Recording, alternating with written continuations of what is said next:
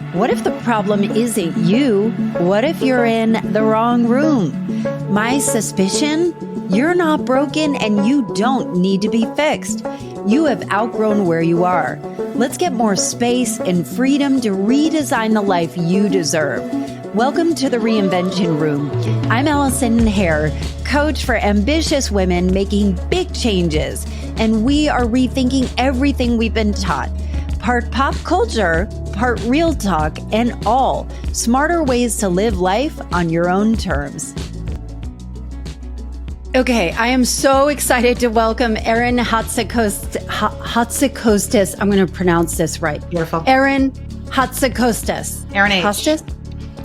Erin H. Hatzikostas is how we say it in the U.S.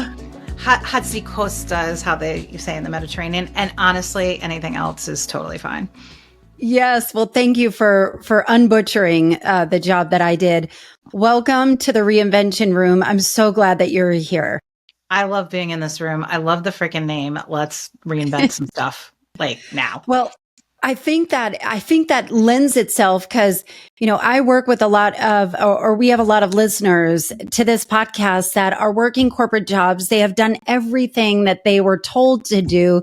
They've gotten the big titles. They are working their asses off, but they're not feeling fulfilled. And I thought, what a perfect way to have you on of like, what if you don't have to burn it down and just, burn everything to the ground and start over? But what if there was a way to kind of flip it to double down on where you are and make it fun, make it fulfilling, make it meaningful, make it purposeful, productive, all of the things that you want to have to be inspired again by your own job. And so would you help us? You've just released a new book called 50% Rule.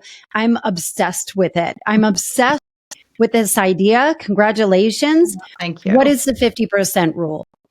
The 50% rule is super simple on the surface. It essentially says anytime you're doing something new or getting advice, listening to a podcast, like listening to me, blah, blah, blah, listening to a mentor, getting a playbook of how things are done, only take about 50%. Purposely slide aside the stuff that makes you feel icky or feels overwhelming or feels crusty and old, or you just don't want to do it. Instead, look at the intent, get rid of that half, and then use that room to bring in your own ideas, your fresh perspective, mash together something you've seen elsewhere. And I think it's helpful, to tell the story of how it started, because it actually started, when you hear that, it's a very it's like a duh. Some people are like, oh, that's what I do all the time. And then I go, actually, no, you don't. And I can tell you this because I wrote the damn book on it. And still, while I was writing the book, I was getting stuck on stuff that I should have been 50% ruling. So you do, everybody does this to some extent, right? But one, I put a name behind it. So it's now this more actionable thing. But two, so often you forget to do it. So for me, it started really as a self-help, get over my own poop. When I started becoming an entrepreneur, we get hit over the head, just like you do in the corporate world. In the corporate world, it's more of you get mentors and women's conferences and, people that give you advice. And then you're like, okay, let me go do the advice. Well, in the entrepreneurial world, it's like that, only kind of on steroids, because there's always somebody to sell you a mastermind or, a cheat sheet or a playbook. And for me, it was crazy because I was out there super bold with my authenticity message, which is everything I believe in. And I was doing my keynote and I wrote my first book.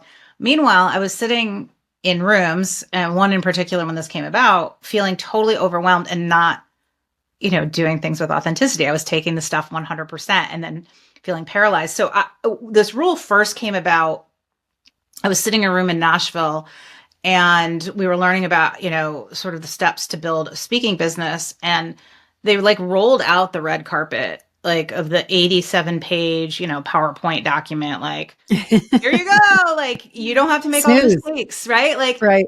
Step by step, how golden is this? And I should have been thrilled. And the truth was I was totally paralyzed. And was paralyzed, I'm thinking, okay, and this is very much me, but I know it's other people too, because I backed into the research and data. when we're just sort of given a list and told to do something, most of us don't do well, right? It just feels like, okay, it's about discipline, it's about hard work. And like, that's just not the most inspiring things. And so I remember sitting there, and then all of a sudden I said, well, what if you 50% rule it? And essentially, you know, what if you give yourself permission, like throw out half of this stuff? Because you're going to do it anyway, but why don't you do it with purpose? But then also then purposely replace it with your own stuff. And what happened, I remember the feeling. It was like this overwhelmed dread immediately went to like excitement and, you know, like, oh, what a good idea, Erin. And what if you did this?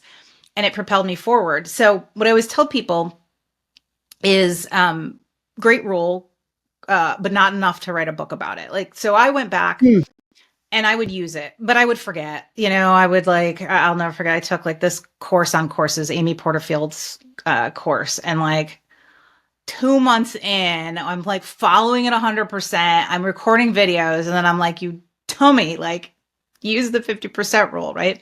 And so what happened is I, you know, started to use it more and more. And then just totally naturally, I felt like every time somebody, whether it was a client or a friend or whatever, would come to me with a problem, it would just like puke out my mouth. I'd be like, well, why don't you 50% rule it?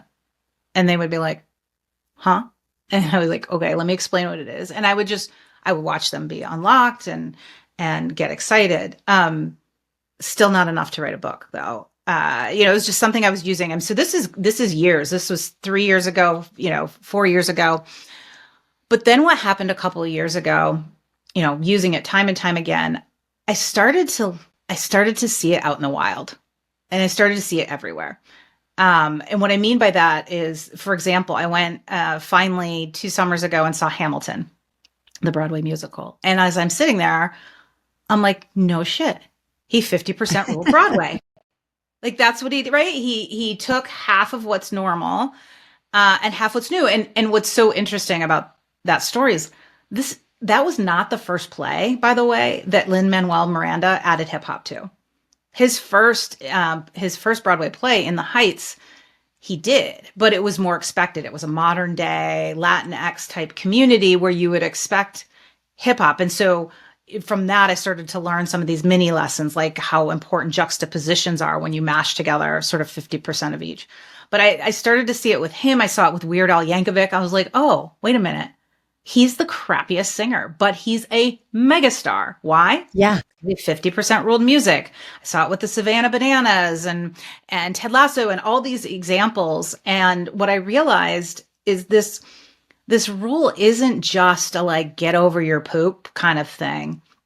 It's really the thing that helps you go kind of from almost unnoticed to unmatched is what I call it in a pithy way. It like helps you launch because people are craving new and fresh. They are not craving the same playbook. And that goes for executives too. People may necessarily know it consciously, but they're not craving the same dang playbook of that next leader that walks in. They want something that's a little more intriguing, that's a little bit more unique. People are dying for fresh and new. They want to be interrupted. They want the unexpected. And so that's when I became like obsessed with it. I'm so glad you're obsessed with it. That's when I was like, oh my God, this needs to be a book. And it needs to be like the shortcut language too, that we all put out there, just constantly being, instead of being like, well, take my advice with a grain of salt, or you've got to innovate. It's like, just 50% rule it. And that's what, you know, so many people that know about the rule and have read about the rule are doing. And I just want more people to 50% rule it.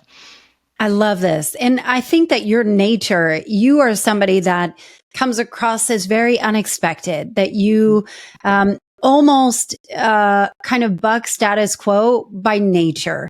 And so I wonder about practically speaking or practically applying the 50% rule when you are packed to the max. And so the thought of like doing something a little bit differently other than the playbook, which is what has been predictably beaten into your head of like, you come in with the agenda and the PowerPoint and it has to be done this way. How do you start to kind of find the room to start innovating and even having enough energy to be able to maybe say, this is old and crusty, it's no longer working, versus I just have energy to get through the day to kind of execute what I'm expected to execute. So how do you wedge maybe your own, and essentially it really is reconnecting with yourself and what works for you, and then applying it in a different way? It's such a good question. I want to address the energy part first, and then the like how, what's the sort of secret behind the formula of the 50% rule. What's the secret behind the secret? Which I don't even know that I put this in the book, but we're just going to like give you all the secrets. But here's the thing around the energy. So I am always nervous when I first started talking about authenticity, which is my sort of umbrella talk and brand. I was really nervous that people would just think it was a personality trait, right? And that was the thing that I most wanted to avoid. And I am so proud to say, after doing this for 6 years, that the way I teach authenticity, people can grab onto it and do it their own way. Can you define authenticity? Can we pause? Because I think that your definition, authenticity, is such a buzzword, and it's almost jargony, where it's like, yeah, I know, just, be real. But you have a very different packaging. It's like a strategic way to do this that I think is really important for the listener to hear and understand. Yeah, let's talk about that first, and then we can go back to your great question about the energy to like be different and unexpected and all of this, because that's so important. I mean, people are so freaking busy and tapped. Yeah, authenticity is not be yourself. It's not synonymous with transparency. The root word authentikos, which is Greek, of course, means to be genuine, but it also means to be original and authoritative. And authoritative, people get tripped on, call it competent. Or authoritative is sort of an old word, but it's really 3 things. It's genuine, original, and being competent. And I had to find that, because when I left my corporate job, everybody kept saying, we're going to miss your authenticity, or we're going to miss your authentic leadership. But I remember thinking, like, I know I'm different. But I know I don't walk into work like I would walk into my friend's pool party, right? Like this be yourself. I knew there was something more nuanced. And once I understood the root word, which is this amalgamation and juxtaposition, I then really sort of, I define it as authenticity as actually exposing who you are when people least expect it in the service of others. Authenticity is exposing who you are when people least expect it in the service of others. And that last part is so important, because authenticity is actually not about you. If you want to be an authentic leader, or if you want to use authenticity in the workplace to not just feel better, but to sort of sell more stuff, get ahead, get noticed, have people, want to work for you, it really is about doing those things that buck the norm, that are a little unexpected, that are more real, that aren't the playbook, that then gives permission to others to be like, oh, I actually want to listen to what she's saying, because she's talking like a human in her email. Or, oh my gosh, I'm gonna actually, execute on our plan, because I went to her meeting and she told a story at the beginning, and that inspired me, instead of like put me to sleep with like the same bullet points. And so when you think about it as a strategy to create connection and trust, but also a little bit of intrigue, right? A little bit of Colin Powell's once said, you're a good leader when people follow you, if only out of curiosity. So really authenticity, when you do it not for yourself, but you do it because that's what's needed for others. And that actually, back to your question about the 50% rule and how do you have the space, and isn't it just easier to go through the playbook? Actually, I'll give you the secret tip, and then I'll go back to the energy thing. Okay. The secret tip underlying all of this, whether it's being authentic or using the 50% rule, which is kind of an authenticity hack, is simply thinking, like, what would I want? Or what are people sick of? Right. So, we were just talking off record about my book tour and how it's called, well, it's a ridiculous name. It's the ridiculously authentic, rampantly extravagant tailgate book tour. And the reason I made it a tailgate tour. The big name was inspired by Weird Al because he'd had a weird name like that. So it's not because I'm like, oh, I want to be different. I want to be flashy. I want to say, it's like, what are people sick of? What would I want? Like, I don't feel like I have limited free nights. I don't want to spend one in a bookstore in a line waiting for somebody to sign something and read a passage, like without a drink. I'm sorry. I just don't, right? I want something that's more laid back. So a lot of the secret behind all of this isn't to be in the mindset of like doing what's best for you, but actually thinking, wait, everybody else probably wants the same thing I do. So town hall, right? Everybody's thinking the same thing you are. Please, for the love of God, don't go through the same talking points, financial overview, kudos format that you've gone over, every quarter for the last 3 years. They're thinking, let's do something fun. Let's do something interactive. I'd love to hear a vulnerable story, right? So that's really like, at the end of the day, what are people craving? And it's probably the same thing you're craving. Back to the energy question, which is so important. So how do you find the time when you're just packed to the hilt? The reality is, because I told that story about how as soon as I thought, what if you 50% rule, I got more excited, I got more motivated. And so when I was writing the book, I was like, oh, what if that's just I call it a personal pattern, a PP of Erin's, right? Like, what if that's just one of my nuances? But I dove into the data, and the truth is there's a study called the self-determination theory. Have you ever heard of self-determination? I haven't. Theory?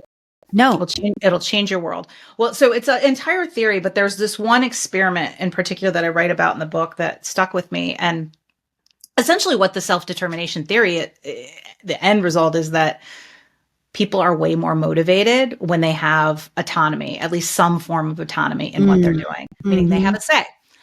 And the study they put two groups of people in a room to solve a puzzle. And of course, the people think they're watching them solve the puzzles, which is not really the study. What they did different in each room is one room, they had 6 puzzles, but they said, you have to work on these 3. And in the other room, they said, here's 6 puzzles, pick 3 of them that you have to solve. Now, not the study actually wasn't who finished first even. They finished their puzzles and then they sort of said, oh, we've got to go do something, feel free to do whatever you want while you wait, like for the next 10 minutes. And this is a long time ago, so they didn't have phones. So they had like magazines and whatever in both rooms. And what happened was in the room where they were able to select which puzzles they worked on, they actually picked those puzzles back up and started working on other ones. 50% more than they did in the other room. And so the motivation isn't just about in the meantime, because they had a goal, right? Like they had to work on 3 puzzles. So like they had something had to do, but when they didn't have anybody telling them what to do, they were more likely to do that. And so they did a number of studies, but it all pointed back to, this was back in the 70s where, everybody was like, people are motivated by money, period, end of story, right? Give them more money, they'll do more things. And they found that wasn't true.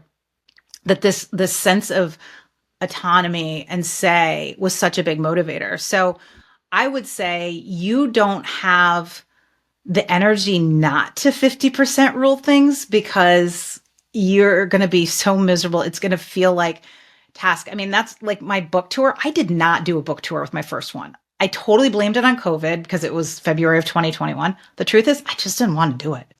I didn't want to get out the project plans and I didn't want to have to do the same thing everybody else did, but make sure I do it as well, if not better. But as soon as I came up with my own idea and sort of said, okay, it's going to be a tour, but it's going to be tailgate themed, like I would work on it on Saturdays and Sundays, right? I was so excited. I, created t-shirts and I did all this crap that I wouldn't have done before. And so, that's really the key is actually it's more motivating once you sort of constantly use this mantra of 50% rolling it. Can I give a real life example of how I'm going to use this and why this is so important?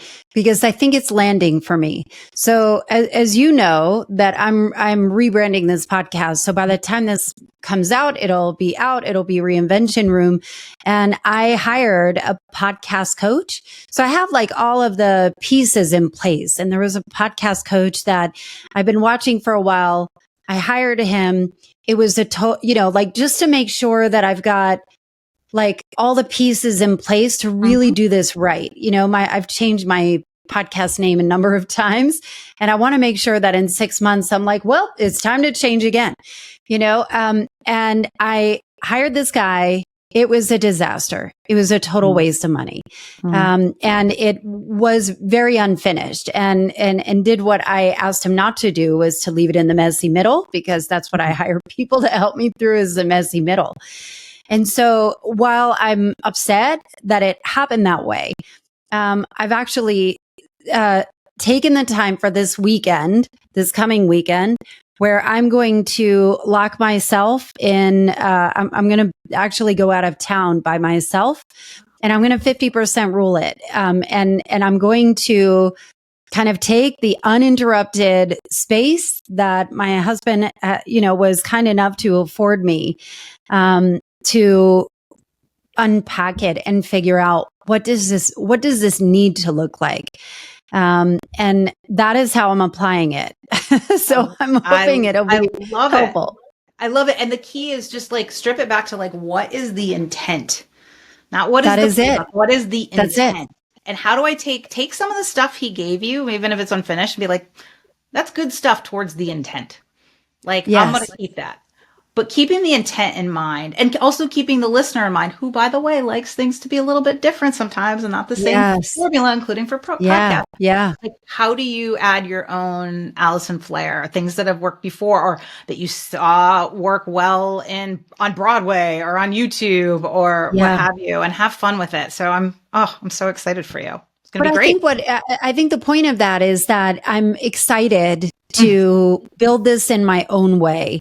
And not feel like I'm beholden to an old playbook or something that I generally, we were going down a path that I didn't really feel connected to. And I kept saying, like, hold up, that, like, it'll work, but I need to have like the beginning part be different. Yeah. And so it's an interesting thing to kind of explore and maybe ask yourself the question that you talked about around, how does this really, why is this not working? Why does this feel old? Why does this feel tired? Why does this feel like a drag for me to do? And what would it be like if it was more fun and more creative and more innovative? And I think about something we had talked about before we started recording, and I want you to unpack you had said, stop trying to be innovative and start being intriguing. What in the hell does that mean? Yeah, I have been like screaming this inside and a little bit outside for probably the last couple of months. So first of all, my background, and I'm sure a lot of listeners are in similar situation. My background is corporate America, B2B, large sales, largely, selling vaporware. I was in the healthcare insurance side of things, right? So we were selling services. We weren't selling widgets, right? We weren't selling computers, et cetera. And there's this bad dream I and others used to live in when I was back there. And I know it's only gotten worse in the 6 years since I've left. And that bad dream is sort of like, we all have some sort of recurring dream that's roughly like you're trying to go to your college class and you can't find your notebook, right? And that anxiety of like, you can't even get out the door because you don't have like your shoes or your notebook. And that's sort of the recurring nightmare too in a lot of these companies, meaning it's not their notebook, it's their quote unquote innovation they're waiting for. So whether it's to go sell something new, even if you're not in sales, right? If you're in product ops, everybody's vested in like, we need to sell more business, right? Or it's even existing customers where you're like, I need to go tell them about the latest new innovation we're working on. And a lot of times you're like, shit, like that project is still in IT. The budget tripled from, 10 million to 30 million, or that innovation is going to come through us integrating with this third party. And we haven't either finished the technical integration or we're still working on the workflow and it's delayed. And it's like this anxious, and you're just like, but I want to be different. I want to stand out. I want to sell more business. I want to grow. Right. And like, you're beholden to this, innovation. And so many people don't realize that, standing out isn't just about innovating on the what, but it's innovating on the how and being more intriguing. And so one of the things I talk about, and under the authenticity umbrella, under 50% rule, it all falls under this, using authenticity as a strategic advantage. And when I first started doing this, the first couple of years, the obvious was, to build a better culture, I don't mean to say it like super snotty, but like, it was the HRE side of things, which is super important, right? Build your career, build your leadership, build your culture kind of track. Everybody wants a more authentic, workplace. And people try to pigeonhole me into authentic leadership. And I'm like, no. It's much more than leadership. It's how to stand out in your career, et cetera. But what I started talking more about, and now I'm actually working with companies doing, is it hit me like the same things, because it's the authenticity. What does it create? It creates connection. It's fast path to trust. And it creates sort of this intriguing differentiation. You're a little bit different. You're new, you're not the normal sort of robot. And so I started also working a lot more with sales teams and externally facing, going the same things, the same techniques that I teach you, the framework I teach you to be more authentic that helps you internally is the same things that of course helps you externally build connections, trust, and intrigue / differentiation. And so that talk track has been something I've been doing for a couple of years, but the cravings really started. I get in these, like, I only do things, quite frankly, when it's like a gremlin crawling out of me. And I was like this spring, I was like, I'm a businesswoman at heart. Like, I ran a major company. I was like, I want to get in there and show companies what I mean. I don't want to just do the keynote or do the workshops or do the coaching. I want to get in there. And so I did that this summer. I worked with about a 40-person insurtech startup in probably the most boring space ever. Sorry, but property and casualty insurance, which I don't even know much about. And they're in a subset of that. It's called excess and surplus, E&S. But it's like gazillion dollar market. But it's like, I'm sorry, but it's the boring of the boring. And they bought what I was putting down. I was so passionate, and they're like, we are going to our next round of funding. We know we need to grow exponentially. We have a great product, but we think we need more. And so I worked with them on this concept of creating an intriguing identity. An intriguing identity is not marketing fluff, but it's also not back end. It's like the flagpole that you can base everything around. It's sort of, so like the intriguing identity for my book event is the tailgate, right? So as soon as I came up with like identity or a theme, like then everything else around that flagpole, people were like beer, yard games, trucks, like everything. And so I did the same with this company, and I dove into their business really deep, did tons of interviews, read lots of boring policies, looked at their system, and came up with 5 substantive things that they truly could differentiate around beyond like what they talk about today, which is the same thing their competitors. Like, we have fast integrated systems or whatever. We came, and the one they picked was actually, I didn't think they would pick this, but it was the identity was taking the BS out of E&S. And it was crazy. I could not have orchestrated, Allison, like a proof point to, like, if you are intriguing, you're going to have people start coming to you. What happened was, while I was still finishing the project, the CEO decided to file for a registered trademark. An industry group involved in the E&S space saw that, posted it on LinkedIn. Their employees of this company got so freaking excited about it, started commenting on it.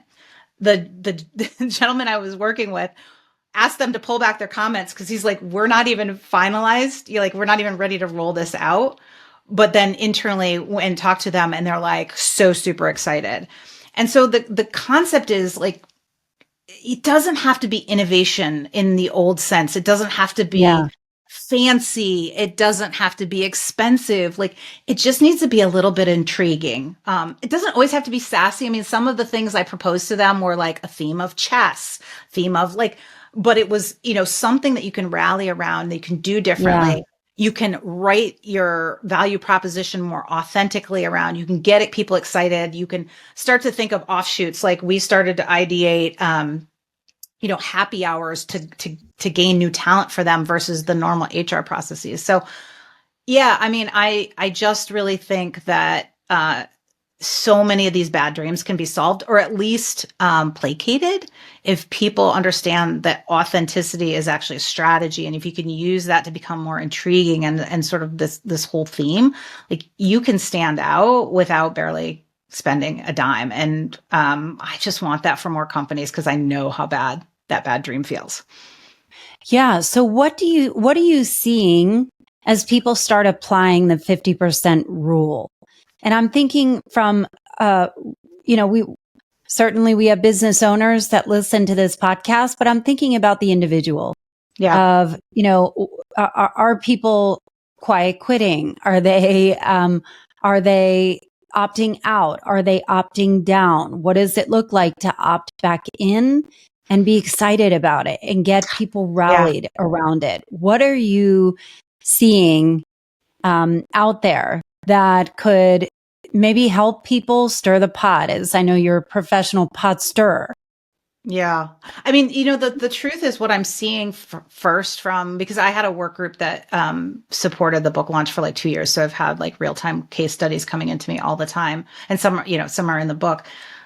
They're small to start. So, the fun part about the book, I think, is like I think it's the fun stories around like, Hamilton and Weird Al and Yeah. all these, right? The big bang innovations. But that's not where people start. They start very small. I have a friend that I Hmm. walk with often who's like a total addict of this book. Be little things like she's holding a conference and she's like, I hate those name tag things. I decided to 50% rule them. Like it's the tiniest things. Yeah. One of my favorite stories was this woman, Jen, who's like had a meeting. She was new to the organization. She's in marketing. She had like a skip level meeting with the CMO. And her first inclination was like, I got to bring in a deck, right? Like, first of all, she's an executive. Second of all, I'm in marketing. I got to bring a pretty PowerPoint. And then because she was on the 50% rule project and team, she's like, no, what would I want? Back to that hack. Like, what would I? She's like, I wouldn't want that. I just would want to have a conversation. And so she went into that meeting against sort of what felt comfortable without her whoopee blanket, if you will, of a, Yeah. PowerPoint presentation, and had a really good conversation. And she just wrote me, I think it was last weekend, she finally announced, she's been telling me all along the way. She's like, that led me to being asked to be in certain rooms that were like way above my level. And that led me to being on a like top secret project. And then the top secret project, about a year after this meeting happened, just got announced last week on LinkedIn. And she was so excited that it was finally public. And she wrote me, she's like, this would not have she's like, it all started because I 50% ruled going into that meeting and thought like, I'm not going to do it normal. So it's little things like that, but they lead to bigger things. I think probably my favorite, most unexpected, it made me cry when I read it. So there are stories in the book of, big famous people, but there are stories of everyday people in there from my book team. And this gentleman, Bill McCormick, so he had been an early adopter and he said all the things you'd want him to say, right? He's an entrepreneur. He's like, my business has changed dramatically because of the 50% rule, like all the sound bites, like very naturally, but you're like, oh my God, this is the best. Like, can you write a story and put it in the book? Right. And so he's like, absolutely. So he tells the story. He sort of submits it to me, and I'm reviewing it and starting to edit. And the last paragraph just took my breath away. He said, what's crazier is that so he's an older white evangelistic Christian male. And he said, since like using the 50% rule, it's really made me stop. It's made me read new things. I used to sort of like poo-poo this whole woke thing. And now I take in other people's perspectives and see other sides of people. And like that, I mean, this is all before our crazy life. I was just like, oh my gosh, totally couldn't have predicted that. So I don't even know what we're going to see, but I think, for your audience, like, start small. Like it can Yeah. be I love dinner. that. It could be dinner tonight. It can be, what you decide to do with, your kids going to Sunday school. Maybe you 50% rule that because it's stressing you out. Like start small, but you'll get addicted. And next thing you know, before like you won't even know it's happening and you'll be doing it to really big stuff. too.